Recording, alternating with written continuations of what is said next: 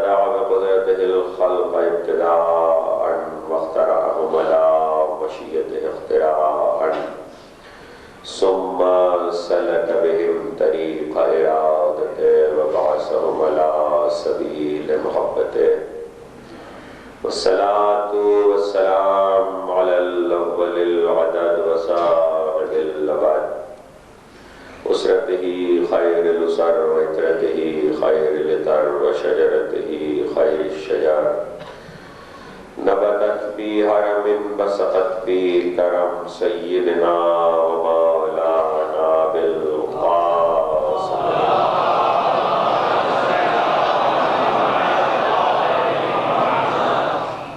وأهل بيته الطيبين الطاهرين المعصومين المظلومين الذين أذهب الله عنهم الرجس وطهرهم تطهيرا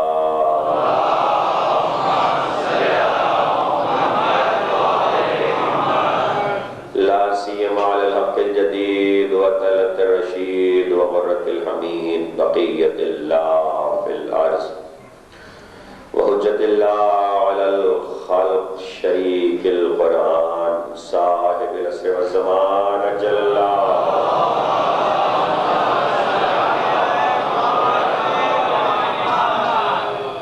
واللعنة الدائمة الباقية على أعدائهم ومنكر فضائلهم وغاسل حقوقهم أجمعين من يوم ظلمهم إلى يوم الدين أما بعد فقد قال الله سبحانه وتعالى في محكم كتابه الحكيم وله المثل الأعلى في السماوات والأرض وهو العزيز الحكيم صلوات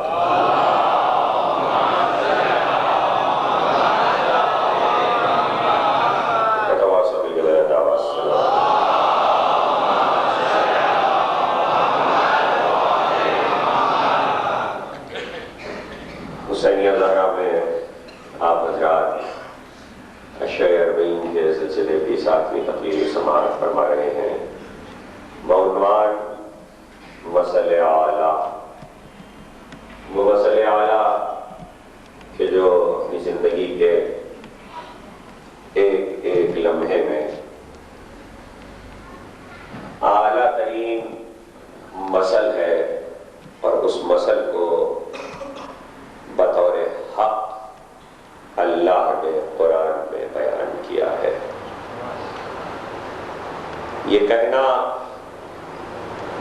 کہ وَلِلَّهِ الْمَثَلُ الْأَعْلَىٰ ہمارے ہی لیے ہے، ہمارے ہی لیے کہہ کر اللہ نے حق جتایا ہے، اپنی ملکیت کا اعلان کیا ہے اور یہ خاص اپنی ذات سے مخصوص کیا ہے مثل اعلیٰ کو.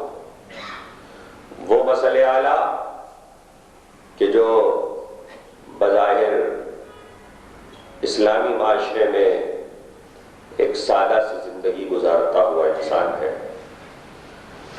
لیکن وہ سادہ سی زندگی گزارتا ہوا انسان ایک طرف بندوں کے لیے نمونہ عمل ہے. کائنات میں علی اس لحاظ سے انفرادی اور اکلوتی حیثیت رکھتے ہیں.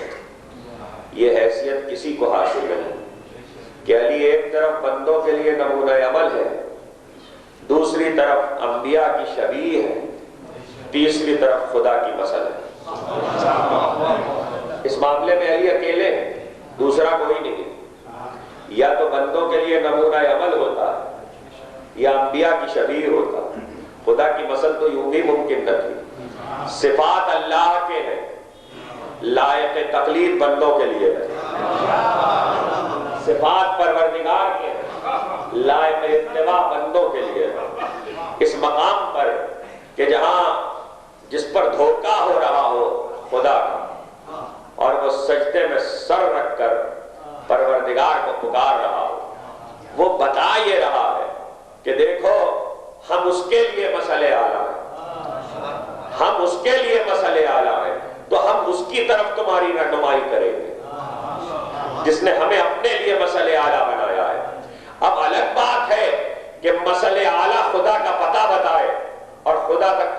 مسئلے اعلیٰ کو بھول جاؤ. یہ الگ بات ہے کہ مسئلے اعلیٰ تمہیں بتائے کہ خدا کون ہے، کیا ہے، کیسا ہے، اور اس کے بعد سجدہ سمجھ میں آ جائے، اور جب سجدہ کرنے لگو تو علی کو بھول جاؤ. ارے علی نہ ہوتے تو سجدہ سمجھ میں کس کے آتا؟ علی نہ ہوتے تو نمازیں سمجھ میں کس کے آتی؟ علی نہ ہوتے تو قیام سمجھ میں کس کے آتا؟ علی نہ ہوتے تو رکوع سمجھ میں کس کے آتا؟ بھئی اس سے بڑھ کے بات کیا ہوگی کہ جس کو کوئی نہ جھکا سکا وہ سجدے میں جھکا ہوا ہے.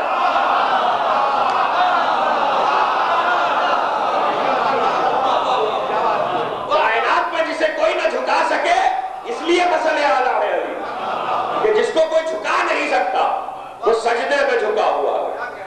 جس کی گردن کسی کے آگے خم نہیں ہوتی. بڑے سورماؤں نے کوشش کر لی، تھک ہار کر آخر میں یہی کہنا پڑا، یہ نہ ہوتے تو ہم نہ ہوتے، یہ نہ ہوتے تو ہم نہ ہوتے. یہ اعلان دیکھیے، بہت لوگ ٹکرائے علی سے بڑے زمانے جاہلیت میں، کہ جب ابھی علی کا بچپنا ہے، وہ دور کہ جب ابھی اسلام نہیں آیا، ابھی علی کا بچپنا ہے، اس بچپنے میں بھی کوئی علی کے مقابل نہ آ سکا. اتنا حسین بچپنا تھا، کیا کروں اب جملہ آ گیا، اتنا حسین بچپنا تھا علی کا کہ تاریخ کو اتنا پسند آیا کہ 1400 سال بعد جو فضیلت لکھو تو پلٹ کے تاریخ کہتی علی تو بچہ ہے. کچھ کہہ رہا، علی تو بچہ ہے، علی کی جو بات کرو تاریخ کہتی علی بچہ ہے. اما دوسروں کے مقابل علی بچہ ہے تو اسی میں بات کر لو ابو طالب کا بچہ ایسا ہے تو بات کیا ہو.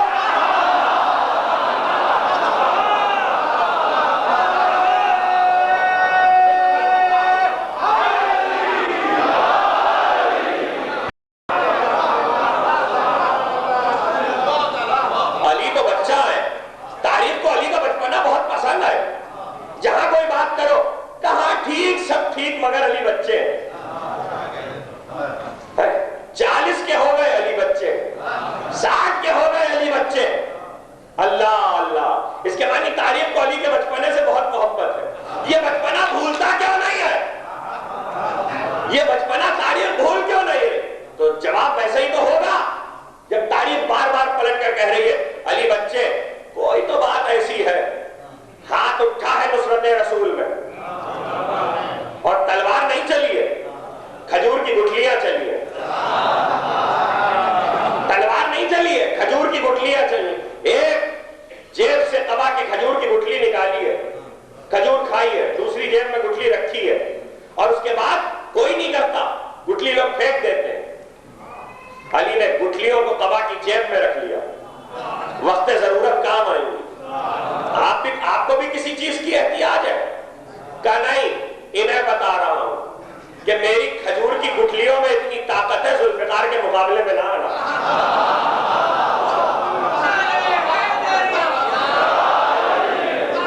ابھی تو مکہ ہے، ابھی تو مکہ ہے. ایسے میں تاریخ کو علی کا بچپن یاد ہے.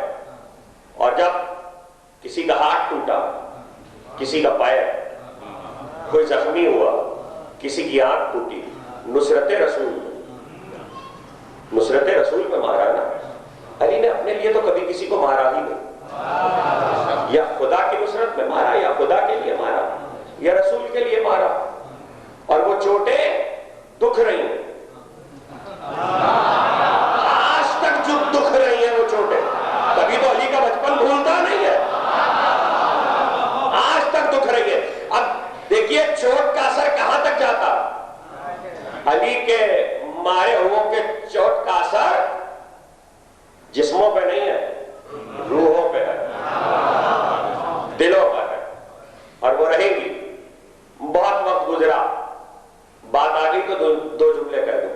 بہت وقت گزرا تو تاریخ کہتی ہے کہ ایک شخص جو یمن کا بادشاہ ہے اور اپنے آبا و اجداد کی حیات سن رہا ہے، نام ہے مرہ بن قیس، اپنے آبا و اجداد کی سوانح سن رہا ہے. کمارے گئے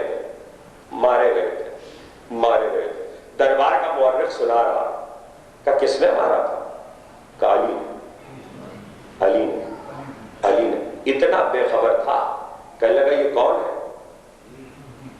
اتنا بے خبر تھا. بادشاہ ہے. یاد رکھیے گا بادشاہ ہو کر باخبر ہونا ضروری نہیں ہے. بادشاہ ہو کر باخبر ہونا ضروری نہیں ہے. ہر بادشاہ باخبر نہیں ہوا کرتا. جو کہہ رہا ہوں اس کا ذمہ دار ہوں. جو کوئی سمجھ رہا ہے اس کا ذمہ دار نہیں. کہا کون ہے؟ کالی. کہا تو کہاں ہے؟ ہم اس سے لڑیں گے. کہا تم کہاں سے لڑو گے؟ نجف میں ہے. نجف میں ہے. کہا نجف میں کیا؟ کہا قبر ہے. کہا تو چلو. لشکر لے کر نجف میں داخل ہوا. نجف کو گھیر لیا. اور جب نجف کو گھیرا تو پابندی لگا دی گئی, پہرے لگا دیے گئے, کوئی نہیں آیا. اور یہ کہتا جاتا تھا کہاں ہے علی, میرا مقابلہ کرے. تلوار کھینچ کر امیر المومنین کے روضے میں داخل ہوا. تو ایسے میں ایک مرتبہ تلوار کھینچے ہوئے زری میں داخل ہوا. اب ہونا کیا چاہیے تھا؟ خدام کیسے روکے؟ لشکر ہے پیچھے, سب کو روک لیا گیا ہے. مقابلہ کرنے تو وہ علی سے آیا ہے اور علی کو شہادت پائے ہوئے مدت گزر چکی ہے. نجف میں علی کی قبر ہے. ایسے میں ایک مرتبہ جب تلوار کھینچی ہے تو دیکھنے والوں نے دیکھا کہ علی کی زری سے ایک بجلی چمکی. بجلی کا چمکنا تھا کہ دو ہو کر گرا.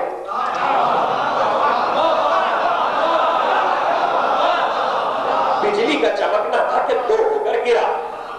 اب یہ یاد رہے کہ جب وار ہوتا ہے اور بدن دو ہوتا ہے تو دو جب بدن ہوگا, دو ٹکڑوں میں بٹے گا تو لہو تو گرے گا, خون تو گرے گا. خون کا ایک قطرہ نہیں گرا, بدن دو ہو گیا. بدن دو ہو گیا, خون کا ایک قطرہ نہیں گرا. لوگ بڑے حیران ہوئے, لڑنے کے لیے آیا تھا, ایک بجلی چمکی. دیکھنے والوں نے دیکھا دو انگلیاں تھیں جو سری سے نکلی تھی. یہ تاریخ کا واقعہ نہیں ہے, سری علی میں ابھی بھی انگلیوں کے نکلنے کا نشان ہے. نجف میں جا کر دیکھو علی کی زری میں اس وقت جو خواتین کی طرف والا حصہ ہے پردہ لگائے جانے کے بعد اس میں دو انگلیوں کی طرف, دو انگلیوں کے نکلنے کا نشان ہے. اس معجزے کا ابھی بھی باقی ہے. دو انگلیوں سے علی نے وار کیا تھا. جب گھر کو اٹھا کر حدود روضہ سے باہر لایا گیا تو خون گرنے لگا. ابھی تک لہو نہیں گرا تھا, حدود روضہ کے باہر گرنے لگا. علی نے بتایا نجاست یہاں نہیں آ سکتی.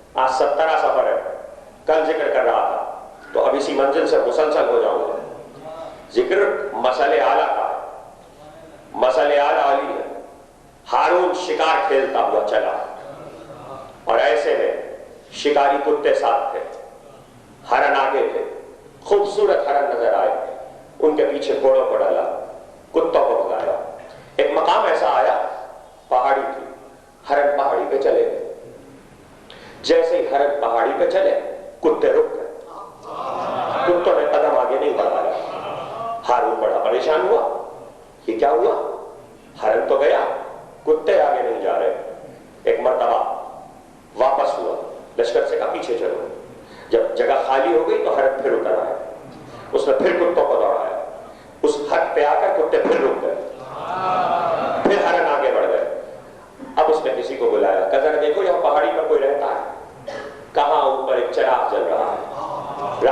چراغ جلتا ہے, یہ جگہ ہماری دیکھی ہوئی ہے, اوپر کوئی بوڑھا رہتا, کہ جاؤ اس کو بلا کر لاؤ, اس بوڑھے کو بلا کر لائے, کہ یہ کون سی جگہ ہے, کہ جان کی امان پاؤں تو عرض کرو. قاتل ہے, امام کا قاتل ہے, ساتویں امام کا قاتل ہے آدم, ظالم ہے, آل محمد کا دشمن ہے, لیکن توجہ کیجئے گا, کہ یہ کون سی جگہ ہے, کہ جان کی امان پاؤں تو عرض کرو, کالی کی قبر ہے, یہ نجف ہے, کہ تو ہرن چلے گئے, کتے نہیں جا رہے, کہاں نہیں جائیں گے.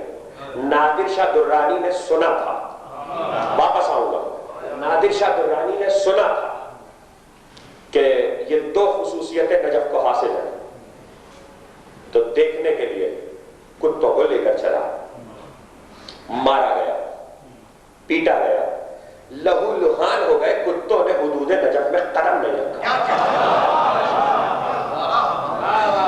نجاست نجف میں داخل نہیں ہوتی. دوسرا معجزہ اس سرحد کا یہ ہے کہ اگر شراب کو لے کر جاؤ تو سرقہ ہو جائے گی, حیت کو تبدیل کر دے گی, حیت بدل جائے گی, شراب کی حیت تبدیل ہو جاتی ہے. اور شراب کے لیے جائیے توضیح المسائل اور تحفۃ العوام دیکھیے گا, فقہ کے تمام احکامات ہیں. شراب اپنی حیت بدل دے تو اس کی نجاست ختم ہو جاتی ہے, جیسے ہی وہ سرقہ بنے گی پاک ہو جائے گی, پاک ہو جائے گی تو حلال ہو جائے گی. حیت بدلی, پاکیزگی بھی آئی, حلت بھی آئی. یعنی حیت کیسے بدلی, یہ اعجاز علی ہے. حدود ہی تو ہے, سرحد ہی تو ہے, تو شراب کو ساتھ لے کر گیا, شراب نے اپنی حیت بدلی, علی نے معجزہ دکھایا. یہ آج بھی موجود ہے کہ نجاستیں داخل نہیں ہوتی, اور شراب جیسی خباثت داخل ہو جائے تو حیت کو تبدیل کر لیتی ہے. اما آئے تطہیر سمجھ میں نہیں آ رہی تو نجف سمجھ لو.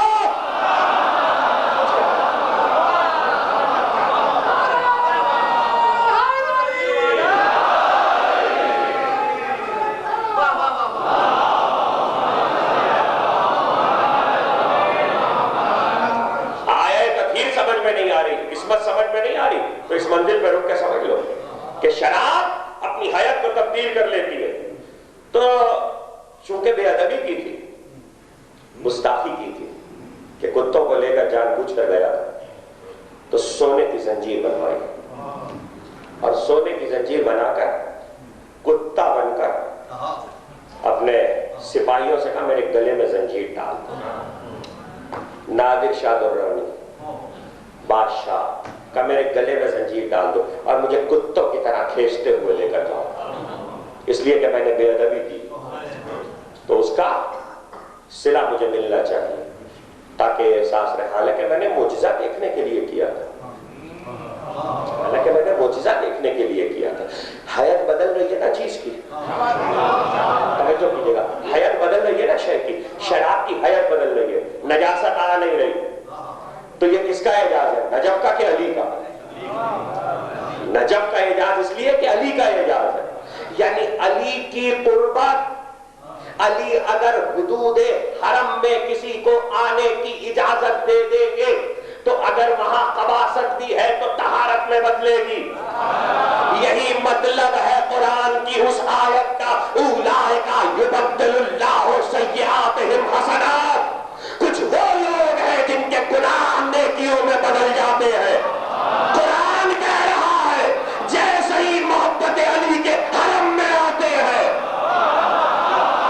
ان کے گناہ نیکیوں میں بدل جاتے ہیں. تبھی تو رسول نے کہا تھا علی کی محبت گناہوں کو ایسے کھا جاتی ہے جیسے آگ لکڑی کو.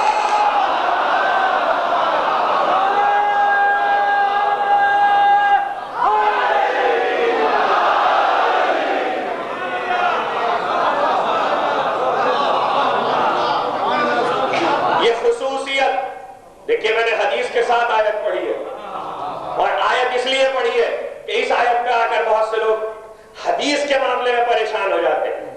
کہ دیکھیے آپ کہتے ہیں کہ گناہ کو علی کی محبت کھا گئی جیسے آگ لکڑی کو کھا گئی, تو لائسنس دے دیا, چھوڑ دیجئے حدیث کو. اولئک یبدل اللہ سیئاتہم حسنات. کچھ وہ لوگ ہیں جن کی گناہ نیکیوں سے بدل جاتے ہیں, جن کی برائیاں حسنہ میں بدل جاتی ہیں. ہم نے ہٹا لیا یہاں سے اپنے آپ کو,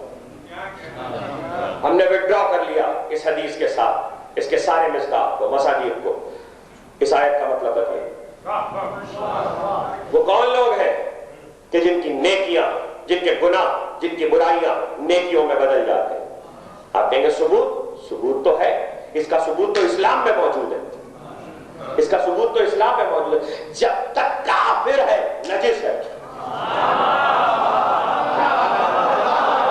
جب تک کافر ہے نجس ہے، کلمہ نہیں پڑھا، توجہ کیجئے گا، کلمہ نہیں پڑھا تو نجس ہے۔ اور پاک کرنے والی چیزوں میں ایک طبیعت ہے، تے بے یہ عین تے، طبیعت کے معنی کیا؟ اتباع۔ کلمہ پڑھ لیا، ایک نے پڑھا، بچے تو نابالغ ہیں، بچوں نے نہیں پڑھا، نابالغ پر حکم کیسے ہوگا؟ کہ نابالغ کا اپنا عمل کچھ نہیں ہوتا، باپ کے تابع ہوتا ہے۔ اسلام کہہ رہا ہے نابالغ کا اپنا عمل کچھ نہیں ہوتا، باپ کے تابع ہوتا ہے نابالغ۔ تو اگر باپ کے تابع ہوتا تو اگر باپ نے کلمہ پڑھا تو بچے خود بخود مسلمان ہو گئے، بچوں کو کلمہ پڑھنے کی ضرورت نہیں ہے، بچے مسلمان بھی ہوئے، بچے پاک بھی ہو گئے، نہلانا نہیں پڑے گا، بچوں کو نہلانا نہیں پڑے گا، خود بخود پاک ہو گئے۔ کہ بچوں کا سارا عمل باپ سے متعلق ہوتا ہے، بچے کا اپنا عمل کوئی نہیں ہوتا۔ نابالغ پہ نماز واجب نہیں ہے، لیکن اگر پڑھ لے تو اس کے نام نہیں، باپ کے نام لکھی جائے گی۔ اسلام کہہ رہا ہے نابالغ نماز پڑھے گا 9-7 سال کی عمر سے 14 سال تک، تو 7 سال کی نمازیں باپ کے نام لکھی جائیں گی۔ تو اب میں کیا کروں؟ یہ اسلام کا قانون ہے۔ علی کہہ رہے میں نے ہر مسلمان سے 7 سال پہلے بچپنے کے عالم میں نمازیں پڑھی ہیں، تو علی کی ساری نمازیں تو ابو طالب کے نام۔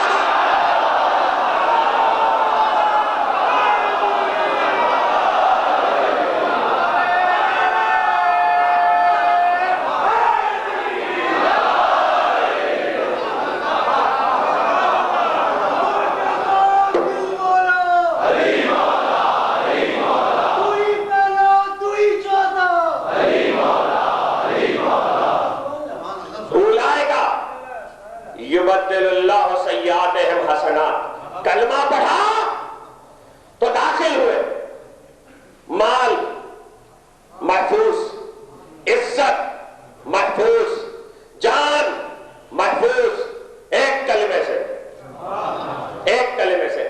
صرف ایک چیز نے سارا قانون بدلا۔ کلمہ اس لیے مجبوری ہو گیا ہے کہ کلمہ پڑھے بغیر کوئی کسی کو مسلمان تسلیم نہیں کرتا۔ مسئلہ یہ کہ اسلام قبول کر لیا تو ساری کی ساری چیزیں مل گئی، پاک ہو گیا، نہلانا نہیں پڑے گا۔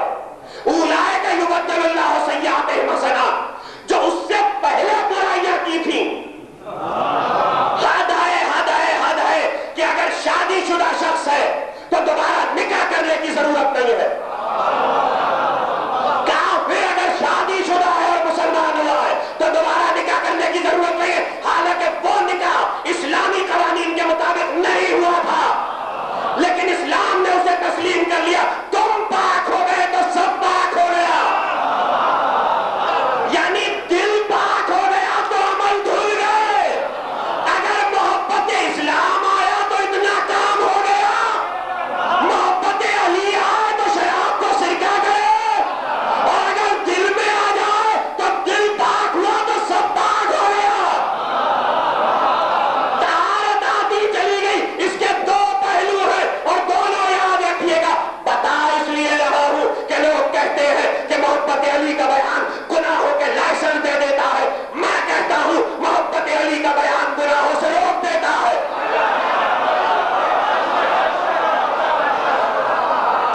جتنا محبت علی بیان کرو گے گناہوں سے روکتے چلے جاؤ گے، پاکیزگی بتاؤ گے۔ جب آپ یہ کہہ ہی دیں گے کہ میاں تم نے گناہ کر لیا، تو نوجوان کے ذہن پہ کیا گزرے گی؟ وہ یہ سوچے گا کہ میں تو گنہگار ہوئی، تو جب ایک گناہ کر چکا تو میں تو گنہگار ہوں، گنہگار ہونے کی وجہ سے اللہ نماز ہی قبول نہیں کرے گا، جب قبول ہی نہیں کرے گا تو میں پڑھوں کیوں؟ ایک مسئلہ آ گیا جس کو حل کر دوں، جب اللہ قبول ہی نہیں کرے گا تو میں پڑھوں کیوں؟ جب میں گنہگار ہوئی تو روزہ رکھ کے کیا کروں؟ اس کے معنی آپ نے حد لگا دی اسے گنہگار کہہ کر۔ دروازہ کھول دیجئے محبت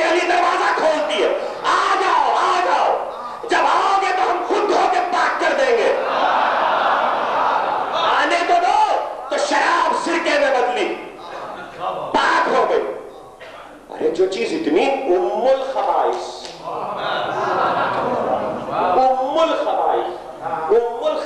کی تاثیر تبدیل ہو گئی، سرکہ ہو گئی، پاک ہو گئی، جو علی ام الخبائث کی تاثیر بدل دے۔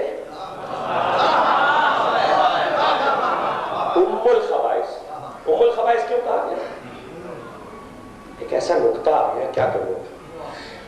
ام الخبائث کیوں کہا گیا؟ ساری خباثتیں شراب سے پیدا ہوتی ہیں، اس لیے کہا خبائث کی ماں۔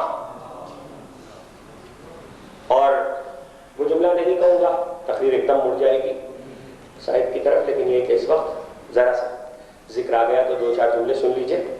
ساری خباثتیں شراب سے پیدا ہوتی ہیں، شراب کی تاثیر بدل گئی، تاثیر بدلی، اب ہوئی سرکہ، اب جو پیے گا تو خباثتیں پیدا ہی نہیں ہوں گی، اس لیے کہ وہ سرکہ پی رہا ہے، شراب نہیں پی رہا۔ علی نے بتایا برائی کو جڑ سے دور کرو، علی نے بتایا برائی کو جڑ سے دور کرو، جہاں سے برائی چلتی ہے وہاں سے برائی کو ختم کر دو۔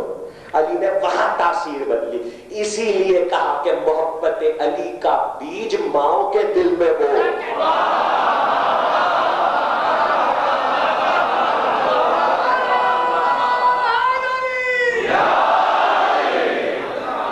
محبت علی کا تخم ماؤں کے دل میں بو، جب وہاں تاثیر بدل دو گے تو نسلیں پاکیزہ ہوتی چلی جائیں گی، نسلیں پاکیزہ ہوتی چلی جائیں گی۔ یہ حدیث تو ہر وقت ہر انسان کو یاد رکھنی چاہیے کہ جب اپنے دل میں ہمارے دادا علی کی محبت کی ٹھنڈک محسوس کرو تو اپنی ماں کو دعا دینا۔ امام صادق نے کہا اپنی ماں کو دعا دینا کہ اس نے تمہارے امر میں خیانت نہیں کی۔ ہاں، امین کی محبت ہے، امین کی محبت ہے تو ایسی نسلوں میں نہیں جاتی جہاں خیانت ہو رہی ہو۔ اس لیے ایسی بات کے جڑوں سے دور کرو، اور جب جڑ سے دور کرو گے تاثیر کو بدل دو گے تو اب اس ماں کی نسل جہاں تک جائے گی وہاں تک۔ دیکھیے کسی کی محبت میں اتنی طاقت نہیں ہوا کرتی، کسی کی محبت، یہ نہیں کہا، نہ قرآن کہتا ہے، نہ حدیث کہتی ہے، نہ روایت کہتی ہے، کوئی دکھا دیجئے کہ خدا کی محبت کا بیج دل میں بو دو تو نسلیں مسلمان ہوں گی۔ ہے ہی نہیں، میں کہاں سے لاؤں؟ جب ہے ہی نہیں تو میں کہاں سے لاؤں، کہاں سے بیان کروں؟ خدا کی محبت مانگی ہو وہ ایک الگ بات ہے، لیکن خدا کی محبت کا بیج دل میں بو دو تو نسلیں مسلمان ہو جائیں گی۔ یہ کوئی ضمانت نہیں ہے، ضمانت صرف ایک علی کی محبت کے ساتھ ہے، ضمانت صرف علی کی محبت کے ساتھ ہے، اس لیے کہ معیار ایمان علی کو قرار دیا، اور جب علی کی محبت کے ساتھ ہے تو وہ محبت تاثیر کو تبدیل کرتی ہے۔ آ تو جاؤ اس حدود میں تو آؤ۔ اس نے دیکھا کہ تاثیر بدل گئی، اپنی غلطی پر پشیمان ہوا، صرف معجزہ دیکھنے کے لیے نکلا تھا، اعجاز دیکھنے کے لیے نکلا تھا، اور اس کے بعد منت مانی۔ واقعہ مکمل کر دوں تو واپس جاؤں۔ اس کے بعد منت مانی، اور منت مان کر عجیب منت تھی، خدا ہندوستان پر فتح عطا کرے گا تو شاہانہ تاج علی کے روضے کی نظر کروں گا۔ اللہ نے اسے ہندوستان پر فتح عطا کی، ہندوستان کو فتح کر کے واپس ہوا تو تاج شاہی علی کی نظر کر لیا۔ وہ تاج شاہی کہ جو ہندوستان و ایران کی سلطنت تھی، چلا تھا ایران سے، ہندوستان کو فتح کیا تھا، تاج شاہی علی کی نظر کر کے نادر شاہ دررانی نے بتایا جس کو ملتا ہے علی سے ملتا ہے، جس کو ملتا ہے علی سے ملتا ہے۔ اور اب یہ تاریخ کا جملہ تھا، اور اب یہ کتاب میں جا کر دیکھ لیجیے گا، منصب امامت سید اسماعیل شہید، میرے مسلک سے ان کا تعلق نہیں ہے لیکن منصب امامت میں انہوں نے جملہ لکھا کہ کوئی، عجیب جملہ، کوئی حاکم کسی سلطنت سے معزول نہیں ہوتا اور کوئی حکمراں کسی تخت پہ نہیں بٹھایا جاتا جب تک علی دستخط نہ کر دے۔ یہ ان کا جملہ موجود ہے، جب تک علی دستخط نہ کر دے، اس لیے کہ علی کے پاس ولایت ہے۔ پرسوں کی تقریر سے متصل ہو گیا، علی کے پاس ولایت ہے، علی سلطان ہے، کل کی تقریر سے متصل ہو گیا۔ اب جس کو سلطان بنائیں گے علی بنائیں گے، اس لیے کہ کائنات کی سلطنت اللہ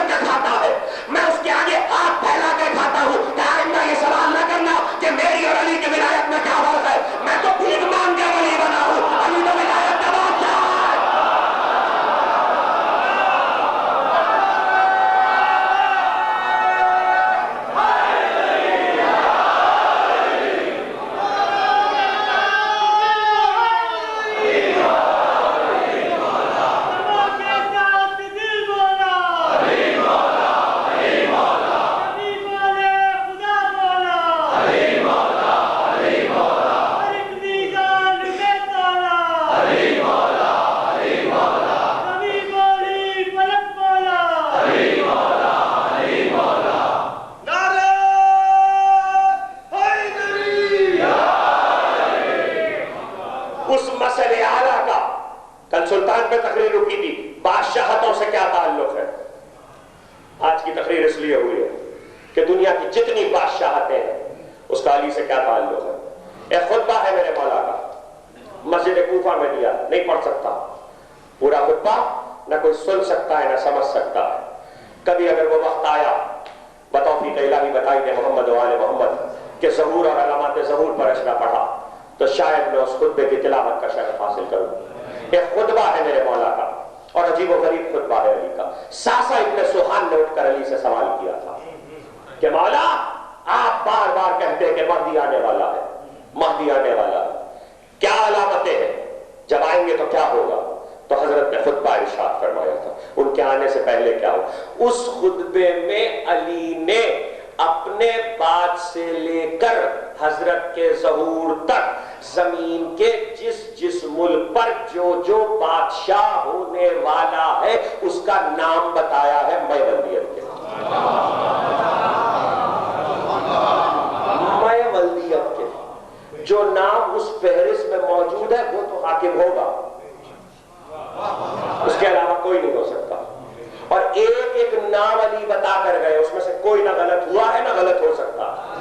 صرف یہی نہیں ہے بلکہ علی کا ایک خطبہ ایسا ہے جس میں علی نے یہ بتایا ہے کہ محرم کا پہلی تاریخ محرم کی اگر ہفتے کو ہوگی تو سال بھر یہ ہوگا، اگر اتوار کو ہوگی تو سال بھر یہ ہوگا، اگر پیر کو ہوگی تو اس ملک میں سال بھر یہ ہوگا۔ ہر ملک کے لیے علی نے قانون الگ بتایا، جان سے جو، اور خدا کی قسم جو کچھ علی نے اس خطبے میں بتایا ہے اس کے ایک ایک جملے کو میں نے خود آزمایا ہے اور دیکھا ہے ایک ایک چیز سچ نکلتی ہے۔ اور سچ کیوں نہ نکلے گی؟ سچے کی کہی ہوئی بات ہے، میرے صادق کے وسیع کی کہی ہوئی بات ہے۔ اب سب سے بڑی بات یہ ہے کہ علی کا وہ علم ابھی بھی موجود ہے، وہ خطبے ابھی بھی موجود ہیں۔ پڑھنے والے صرف اس پر غور کرے علی کی ہمسری کوئی کیا کر سکے گا، اس وقت علی کی فضیلتیں کیا تھی ان پر کوئی کیا غور کرے۔ ارے صرف ان خطبوں پر رک جاؤ جو مستقبل کی پیشن گوئیاں علی نے کی ہیں اور ان کو پڑھ کر یہ دیکھو کہ زمانے میں کیا ہو رہا ہے، اور پھر ملاؤ تو 1400 سال پہلے ایک کہنے والا اتنی سچی بات کیسے کہے گا؟ دو میں سے ایک بات ہے، یا تو اس کی نگاہ قیامت تک دیکھ رہی تھی یا وہ جو کہہ دیتا ہے وہی ہوتا ہے۔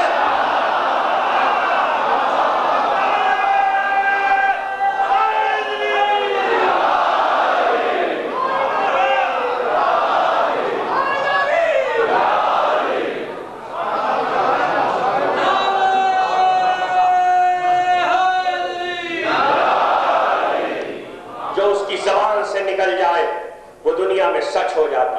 ایک ایک نام بتا، ایک ایک لمحہ علی کے کلام میں محفوظ ہے۔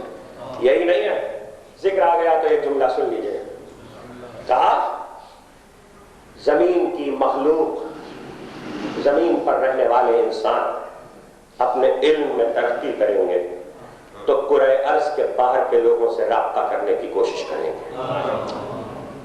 کرۂ ارض کے، زمین کے دوسرے جو نظام شمسی کے اور عالمین کے کرے اور سیارے ان پر آباد مخلوق سے رابطہ کرنے کی کوشش کریں۔ اگلا جملہ بعد میں بتاؤں، یہ تو ثابت ہو گیا کہ زمین کے علاوہ دوسری جگہوں پہ بھی مخلوق خدا ہوگا، رابطہ کرنے کی کوشش کریں گے۔ جو اس مخلوق کو جانتا ہے وہ اس کی ضرورت بھی جانتا ہوگا،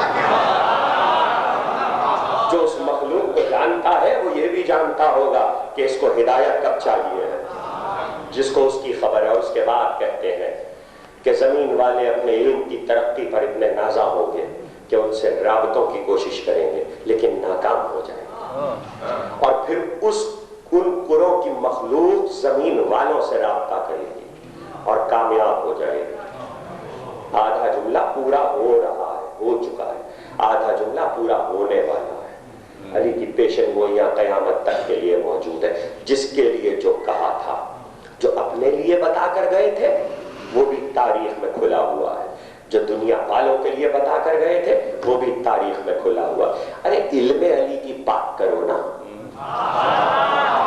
علی کی فضیلت ان کا علم ہے. علی کی فضیلت کیا کروں؟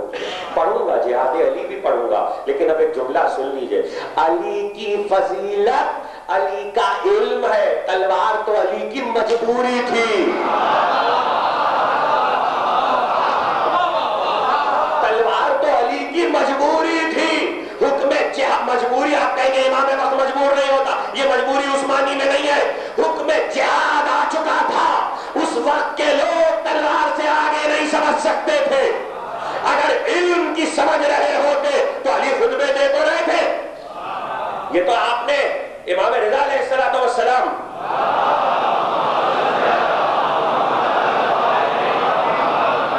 امام کے لیے تو یہ سنا ہے کہ جب نیشاپور میں آپ کا امام خطاب کر رہا تھا تو 25,000 قلم کاغذ پہ چل رہے تھے. یہ تو بہت بات کا زمانہ ہے. مسجد کوفہ میں جب علی خطبہ دے رہے ہوتے تھے تو 24,000 لوگ لکھ رہے ہوتے. 24,000 قلم کاغذ پہ چل رہے ہوتے تھے جب علی مسجد کوفہ میں خطبہ دے رہے ہوتے تھے. اور صرف 24,000 قلم کاغذ پہ نہیں چل رہے. کوفہ ایسا شہر ہے کہ جہاں دنیا سے قافلے آتے ہیں، پورٹ تجارت ہوتی ہے. کوئی ہندوستان سے آیا ہے، کوئی مصر سے آیا ہے، کوئی یمن سے آیا ہے، کوئی شام سے آیا ہے، کوئی روم سے آیا ہے، جا رہا ہے بازار سے علی کا خطبہ سننے. ہندوستان سے آنے والا تاجر علی کا خطبہ سن رہا ہے. خطبہ سنتے سنتے رک گیا، کہنے لگا یہ کون ہے جو علم ریاضی پہ بول رہا؟ یہ کون ہے جو علم ریاضی پہ بول رہا؟ اس لیے کہ ہندوستان والوں کو اپنے حساب پہ بڑا ناز تھا، آج بھی ناز ہے. علم ریاضی ہندوستان سے زیادہ اچھا کہیں نہیں پایا جاتا. ہندوستان میں علم ریاضی اپنے کمال پر تھا تو ماہر تھا نا. تقریر مڑ جائے گی. ماہر تھا نا، ماہر فن کا ماہر تھا تو پہچان لیا کون بول رہا. فن کا ماہر تھا تو رک گیا جملہ سن کر کہ کون بول رہا ہے. علم اس لیے حاصل کرو، اس لیے پھیلاؤ کہ جیسے جیسے علم بڑھے گا لوگ فنون کے ماہر ہوں گے تو علم سمجھ میں آئیں گے. کہ علی نے کیا کہا تھا؟ یاد رکھنا فن مہارت کو پہچانتی ہے. تبھی تو فرعون سجدے میں نہیں گرا تھا مگر جادو میں گر گئے تھے. اس لیے کہ ماہر تھے اپنے فن میں تو پہچان گئے کہ یہ معجزہ ہے. اس ریاضی دان نے سنا اور سن کر گیا تو کیا لے کر گیا؟ کیا لے کر گیا مسجد کوفہ سے؟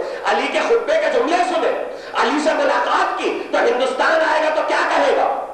توجہ کیجئے، وہ صرف ہندوستان آ کر یہ کہے گا، یہ نہیں کہے گا علی حاکم ہے مسلمانوں کے، علی خلیفہ ہے مسلمانوں کے، علی امیر المومنین ہے. وہ آئے گا تو یہی کہے گا ارے ایک ایسا شخص تھا جو علم ہمارا تھا بول وہ رہا تھا. علم ہمارا ہے پشتینی ہمارے پاس آیا ہے بول وہ رہا ہے. ہاں علم سے علی پہچانے جاتے ہیں. کوئی روم سے آ رہا ہے، کوئی مصر سے آ رہا ہے، پیغام لے کر جا رہا ہے اور علی جو بول رہے ہیں. نہج البلاغہ بنتی چلی جا رہی ہے، لوگ لکھتے چلے جا رہے ہیں. نہج البلاغہ ادب کی کتاب ہے. شاید اگر آنے والی باقی تقریروں میں کچھ وقت ہوا تو بتوفیق الہی بتائیے محمد و آل محمد ہم سعادت حاصل کریں کہ کچھ ذکر کریں. لیکن آج کی حد تک مجھے واپس جانا ہے جہاں میں نے تقریر کو روکا. 2-4 جملے سن لیجئے. نہج البلاغہ میں علی کی پیشن گوئیوں والے خطبوں کی تعداد بہت کم ہے. جو لوگ ہم لوگوں سے ممبر والوں سے پیشن گوئیوں کے جملے سنتے ہیں وہ کہتے ہیں یہ تو نہج البلاغہ میں نہیں ہے. ہاں وہ نہج البلاغہ میں نہیں ہے. اس کی وجہ یہ ہے کہ نہج البلاغہ سے لوگ سمجھتے ہیں کہ نہج البلاغہ بس اتنا ہے، یہ کلام علی ہے. یہ کلام علی کا ایک چھوٹا سا حصہ ہے.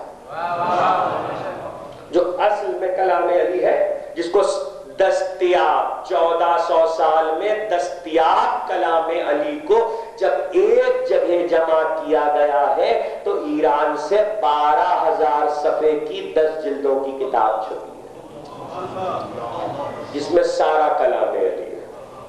اور دیکھتے جائیے اور اس میں صرف یہی ہے کہ قیامت تک کے لیے علی نے کیا ہونے والا ہے، کیا خدا کرے کہ اردو میں یہ سب آ جائے. اور اردو میں کیا، دنیا کی ہر زبان میں آج کل تو بڑی آسانی ہے. مصیبت یہ ہو گئی ہے کہ جتنی ضرورت کی زبانیں ہیں، اب جو لوگ کمپیوٹر کی دنیا سے تعلق رکھتے ہیں ان کے لیے بھی ایک پیغام دے تو شاید ممبر سے کہہ رہا ہوں تو کوئی کام ہو ہی جائے. دنیا میں اس وقت انکوڈنگ موجود ہے انٹرنیٹ کی زبان پر، اور آپ ایک ہی زبان کے کسی پیپر کو دوسری زبان میں ٹرانسلیٹ کر سکتے ہیں. لیکن جو اہم ترین زبانیں ہیں، انگریزی تو اس میں موجود ہے، عربی بھی کسی حد تک موجود ہے، اردو اس میں شامل نہیں ہے. اگر انکوڈنگ کی زبان میں اردو شامل ہو جائے کسی طریقے سے تو بہت کچھ آسان ہو سکتا ہے. یہ ذکر علی کا ایک پیغام تھا جدید دنیا کے نام. ممبر میں اتنا وقت نہیں ہوتا کہ ان چیزوں کی تفصیل عرض کریں. قیامت تک کے لیے جو کچھ ہونے والا ہے علی بتا رہے ہیں، اسی پہ فیصلہ کرو کس کی نظر کیا ہے، کون کہاں تک دیکھ رہا ہے. کہنے والا نجف میں ہے، تاریخ سمجھ رہی ہے کہ نجف میں ہے، نہیں ہے نجف میں، لیکن جہاں آواز دو گے وہاں آ جائے گا. جو پہچان لیتا ہے وہ آواز دیتا ہے. اس کے لیے کسی مذہب کی قید نہیں ہوتی، کسی قوم و قبیلے کی قید نہیں ہوتی. اس لیے کہ یوں بھی اگر آواز نہ بھی دے تو علی کسی کے حق کو ضائع نہیں کرتے، چاہے ظالم ہی کیوں نہ ہو، چاہے قاتل ہی کیوں نہ ہو، علی کسی کے حق کو نہیں بھولتے، اور وہ حق رہتا ہے باقی. ہارون نے دیکھا، یہیں سے تقریر مڑی تھی، ہارون نے دیکھا کہ ایک مرتبہ پتا چلا کہ یہ قبر علی ہے، کا قبہ بناؤ، حکم سے قبہ بناؤ، قبہ بنا دیا گیا، یعنی گنبد بنایا گیا. ظالم ہے، قاتل ہے، لیکن علی کی قبر پہ قبہ بنا. نیکی کی نا، ظالم نے نیکی کی، نیکی کا صلہ تو ہے. انی لا اضیع اجر المحسنین، اللہ نیکوکاروں کے اجر کو ضائع نہیں کرتا. آپ کہیں گے نیکوکار تو نہیں ہے، نہیں. کوئی نیکی چاہے برا ہی شخص کیوں نہ کرے، چاہے کافر ہی کیوں نہ کرے، چاہے ظالم ہی کیوں نہ کرے، وہ حق باقی رہتا ہے، وہ حق کبھی ختم نہیں ہوتا. آغائے عبد الحسین دستغیب شہید علی اللہ مقامہ، انہوں نے یہ واقعہ لکھا ہے کہ نجف اشرف میں ایک شخص امیر المومنین کے روضے میں داخل ہوا اور اس نے دعا کرنا شروع کی زیارت اور سلام کے بعد. گر گڑاتا رہا اور یہ کہہ رہا تھا کہ مولا، یہ جو گورنر ہے نجف کا، اس نے مجھ پر ظلم کیا ہے، میں اپنی آنکھوں کے سامنے اس سے بدلہ چاہتا ہوں، اور آپ اس سے بدلہ لیجئے میری طرف سے، میں آپ کا چاہنے والا ہوں. اتنا گڑ گڑایا کہ رات کو خدام کے خواب میں علی آئے اور خدام سے آگے کہا اس سے کہو کہ دنیا میں رہنے دے، آخرت میں ہم دلا دیں گے. اس سے کہو کہ دنیا میں رہنے دے، آخرت میں ہم دلا دیں گے. خدام نے آ کے اس سے کہہ دیا، کہنے لگا نہیں مجھے تو یہی چاہیے، اور اپنی آنکھوں کے سامنے چاہیے. پورا دن دوسرا گزرا حرم امیر المومنین میں گڑ گڑاتے ہوئے. رات کو پھر خدام سے آ کر علی نے کہا اس سے کہہ دو کہ ہم کہہ رہے ہیں کہ دنیا میں رہنے کے آخرت میں دلا دیں گے. خدام نے پھر آگے کہہ دیا. تیسرے دن کہا مولا مجھے تو یہی چاہیے. تیسرے دن علی اس کے خواب میں آئے، کہا میں تجھ سے کہہ رہا ہوں کہ دنیا میں رہنے دے، آخرت میں دلا دیں. کہا مولا بس اتنا بتا دو، اب تم آ گئے ہو تو اتنا بتا دو کہ وجہ کیا ہے. آپ بتا دیں گے تو میں چھوڑ دوں گا دنیا میں، آخرت میں آپ دلائیں گے وہ تو مجھے یقین ہے، لیکن دنیا میں چھوڑنے کی وجہ کیا ہے.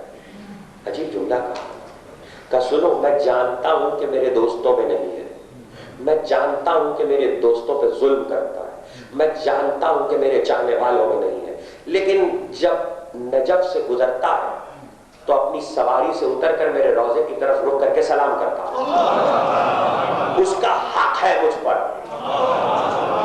دنیا میں نے اسے شاہی کی صورت میں واپس کر دیا. دنیا میں نے اسے گورنری کی صورت میں واپس کر دیا ہے. یعنی علی نے بتایا کہ کسی کے معاملے میں کبھی پریشان نہ ہونا کہ کس کو کیا کیا دیا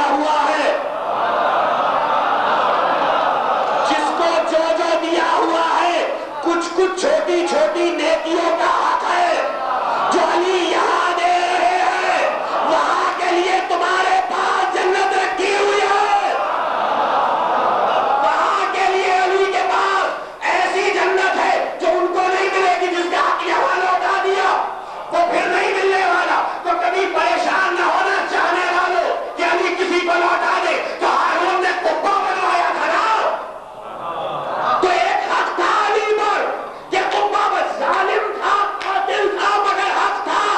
علی نے کہا یاد رکھ میری اولاد میں کسی کے بھی قاتل کی قبر کا نشان نہیں رہے گا، لیکن تیری قبر علی رضا کے پیروں کے نیچے دنیا پہچانے گی ہارون کی قبر ہے۔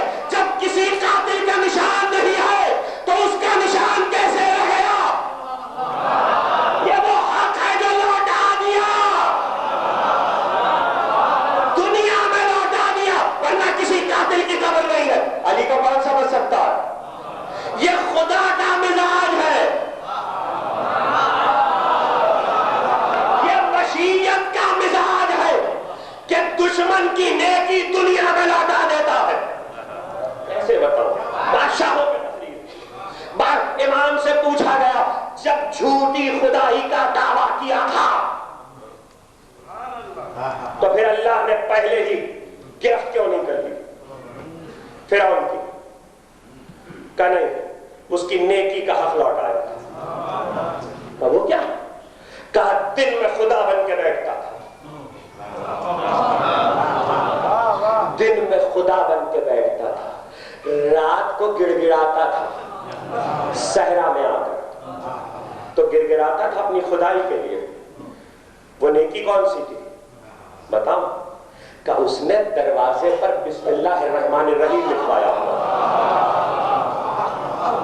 بسم اللہ لکھوایا تھا تو اللہ نے زندگی میں حق لوٹایا، شاہی دے دی۔ آپ نے غور کیا؟ چونکہ قصر پہ بسم اللہ لکھا تھا اس لیے عذاب کے لیے گھر سے نکلوایا۔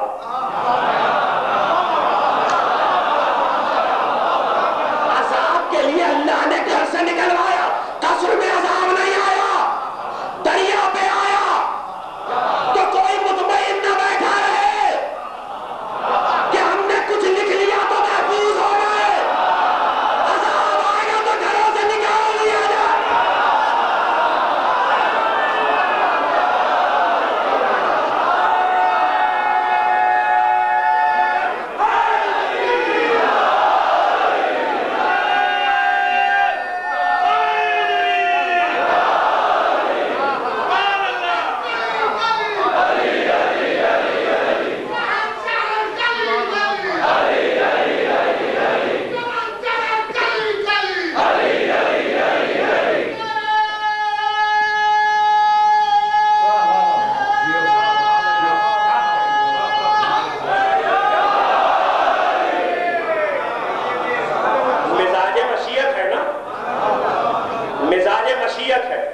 کہ دنیا میں لوٹا دیا، آخرت کے لیے عبرت بنا دیا۔ یہ علی کا مزاج ہے، دنیا میں لوٹا دیتے ہیں، آخرت کے لیے عبرت بنا دیتے، اس لیے مسئلے آ رہے، اس لیے اللہ کی مسئل ہے۔ کتنے معنی میں نے 7 دن میں آپ کی خدمت میں عرض کیے علی، اب معنی تو بہت ہے، تقریریں ہوتی رہیں گی، معنی کھلتے رہیں گے، یہ ذکر علی کا اعجاز ہے۔ کتنے معنی علی کی ذات میں چھپے ہوئے ہیں۔ بڑے بڑے بادشاہ گزرے، بڑے بڑے سلاطین گزرے۔ تقریر ختم ہوئی، ابن ابی الحدید معتزلی نے لکھا اپنے مقدمہ نجم، ابن ابی الحدید معتزلی آل محمد کے چاہنے والوں میں نہیں ہے۔ ابن ابی الحدید معتزلی علی کی محبت رکھنے والوں میں نہیں ہے، لیکن آج اس کا نام زندہ ہے، اور اتنا زندہ ہے کہ ذکر علی کے ساتھ منبر سے لیا جاتا ہے۔ نام زندہ ہے، کیوں؟ اس لیے کہ نہج البلاغہ کی سب سے پہلی شرح ابن ابی الحدید نے لکھی ہے۔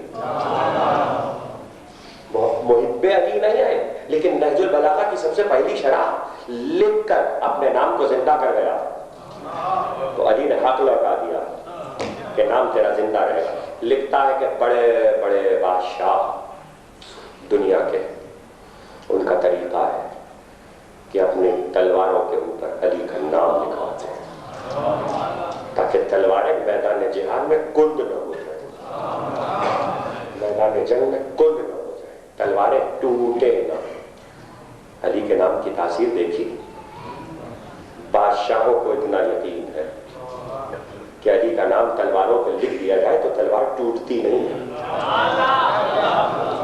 دلوں پہ لکھا ہو تو دل کیسے ٹوٹ جائیں گے؟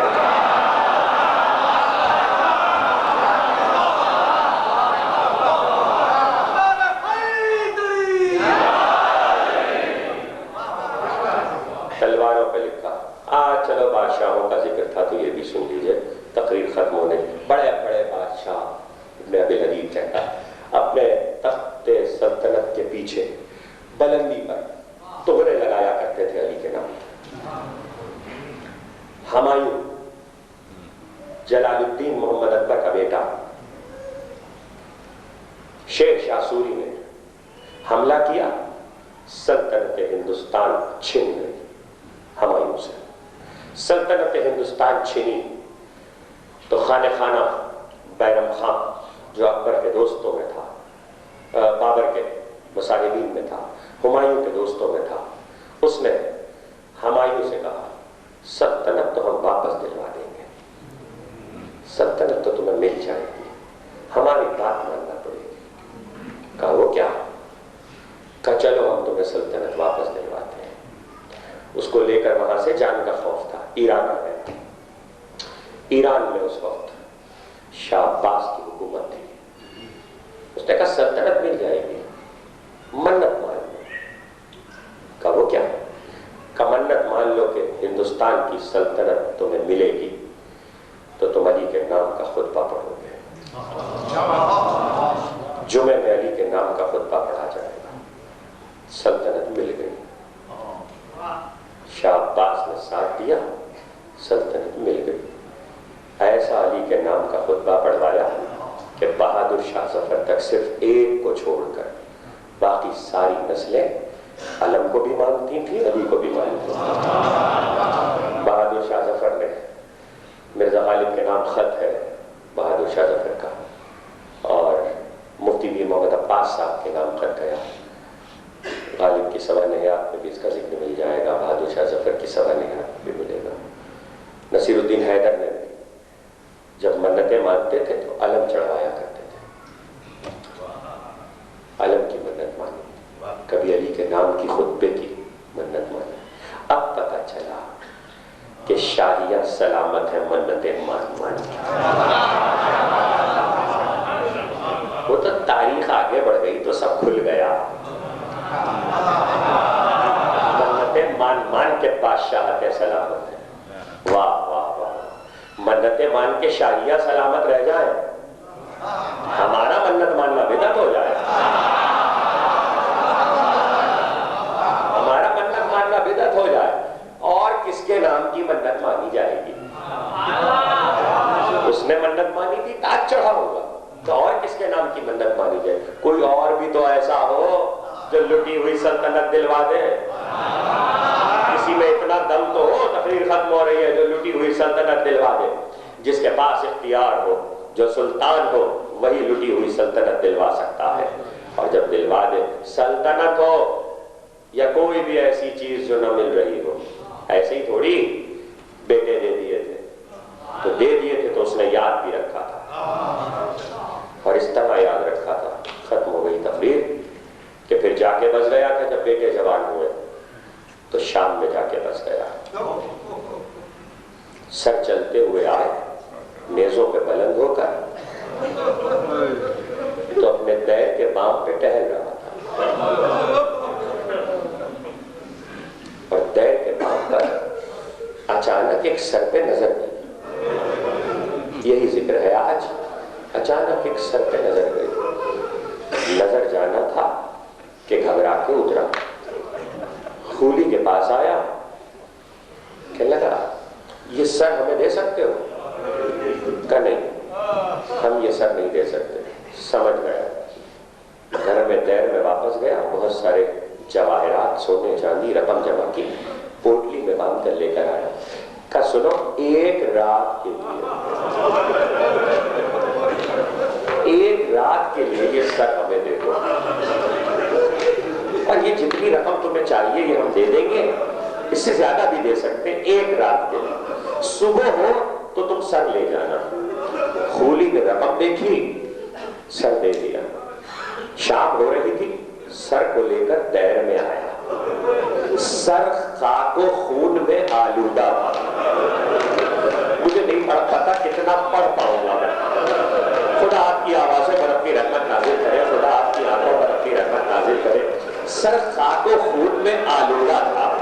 ایک مرتبہ سر کو لے کر گلاب لیا، عرق گلاب سے زلفوں کو دھونا شروع کیا۔